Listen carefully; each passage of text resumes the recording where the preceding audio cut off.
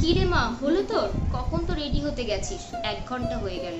হ্যাঁ বাবা, আসছি, তুমি বাইকটা বের করো, আমি নামছি। দিদি তোর হলো? উপর থেকে পড়ি কি মরি করে দিশা আর রিশা নামছে। মা, আসছি আমরা। হঠাৎ করে রীনা দেবী ঘরে ঢুকে দিশাকে বলল, কি হলো, এত চিৎকার করছিস কেন? দিশার এতক্ষণে ধ্যান ভাঙলো। হঠাৎ চমকে উঠে বলল, কি ব্যাপার মা, তুমি নিচে থেকে উঠে এলে যে? তোর চিৎকার শুনেই এলাম। দিশা, তুই এখনো বাবা বলে চিৎকার করছিস।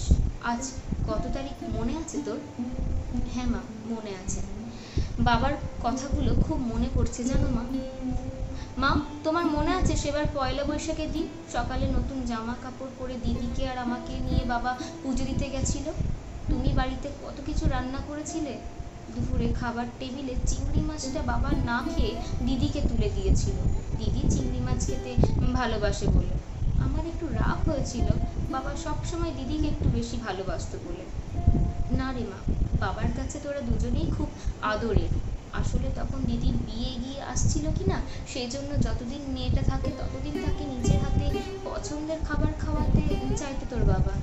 কাপড়ের আঁচল দিয়ে দু চোখের জলটা মুছে মেয়েকে জড়িয়ে ধরে বলল, তোর বাবার তখন চলে যাওয়ার সময় হয়ে এসেছিল, তাই সেবার পয়লা বৈশাখটা খুব আনন্দে কাটিয়েছিল। জানো মা, বাবা চলে গেছে ঠিকই, কিন্তু আমি আজও বিশ্বাস করতে পারি না বাবা নেই। আমাকে সান্ত্বনা অনেকে দিয়েছে, বাবা নেই তো কি হয়েছে, আমরা তো আছি। সেদিন ওই রতন কাকু, বাবার যে বন্ধু ছিল কাছে, বাজারে গিয়ে সেদিন দেখা হলো জানো, কিন্তু এমন ভাব নিয়ে পাশ কাটিয়ে চলে গেলে যেন আমাকে কোনোদিন দেখেননি। সম্পূর্ণ অচেনা একটা মানুষ। আমি হয়তো ভাবছেন বাবা নেই তো তাই কিছু যদি চেয়ে বসি, কোনো সাহায্য চেয়ে বসি, তাই এড়িয়ে গেলেন। অথচ বাবার শেষ কৃত্যের সময় দিদির আর আমার মাথায় হাত রেখে সান্ত্বনা দিয়ে বলেছিলেন, বাবা চলে গেল, আমি তো তোমাদের বাবার বন্ধু, খুব ভালো বন্ধু। আমিও তোমাদের বাবার মতো, তোমাদের যখন যা প্রয়োজন, যা কিছু সমস্যা হবে আমাকে বলবে, আমি সবসময় তোমাদের পাশে আছি। ভগবান ঠিক আমাকে দিদিকে দায়িত্ব নিতে শিখিয়ে দিয়েছেন, মানসিকভাবে শক্ত করে দিয়েছেন, ধৈর্যশীল করে দিয়েছেন। কিন্তু যদি না পারতাম তাহলে কি কেউ এগিয়ে আসতো মা? আচ্ছা মা, সবাই কি বাবার মতো হয়, নাকি বাবার সেই শূন্যতাটা পূরণ করতে পারে কেউ? জানো মা, অনেক কথা বলা হলো না বাবাকে, অনেক কিছু করে দেখানো হলো না বাবাকে। বাবার কাছে ঋণী হয়ে থেকে গেলাম, বড্ড বেশি কষ্ট হয় সেই জন্য। এমন ভাবে কেন ভাবছিস মা?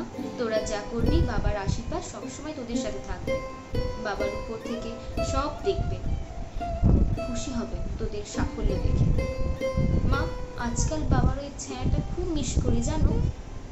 সব দায়িত্ব পালন করতে গিয়ে বড্ড একা লাগে, মনে হয় চারিদিক শূন্যতায় ডুবে যাচ্ছি, পারছি না একা সব সামলিয়ে উঠতে।